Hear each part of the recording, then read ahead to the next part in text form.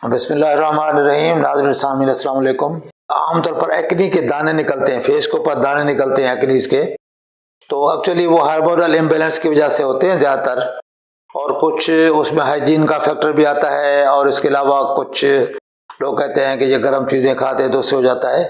Actually اس age میں hormonal imbalance کی وجہ سے یہ ایکنیز وغیرہ فیس کے اوپر نکل آتے ہیں۔ تو اس میں کامن میتھ یہ ہے کہ اگر آپ منہ کو، فیس کو بار بار دھوئیں گے تو ایکنی کے دانے کم ہو جائیں گے۔ تو ہوتا یہ ہے کہ پھر بچے صابن کے ساتھ فیس کو بار بار دھوتے ہیں، تو اس سے آپ کی جو سکن کے جو کمن سیلز ہیں، جو پروٹیکٹیو لیئرز ہیں، وہ ڈیمیج ہوتی ہیں۔ ڈیمیج ہونے سے اس کی جو فیٹی لیئر ہے وہ کم ہو جاتی ہے، آپ کی جو سکن ہے وہ را ہو جاتی ہے، اور اس میں اریٹیشن اور ڈرائینس زیادہ ہو جاتی ہے، اور ایکنی کی مقدار زیادہ ہو جاتی ہے، کیونکہ اس ڈرائینس کی وجہ سے سکن کے اندر آئل پروڈکشن جو ہے نا وہ زیادہ ہوتی ہے۔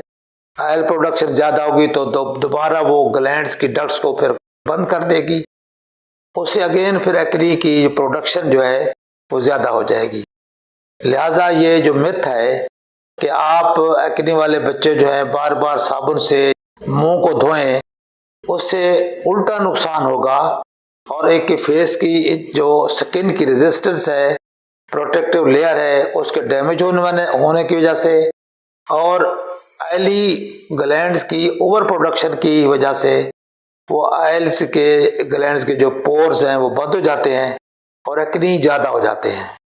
لہٰذا اس کے لیے کرنا یہ چاہیے کہ دن میں، رات کو آخر میں، اور دن کو صبح کے وقت ایک دفعہ اچھی طرح منہ کو دھوئیں آپ اچھے صابن کے ساتھ۔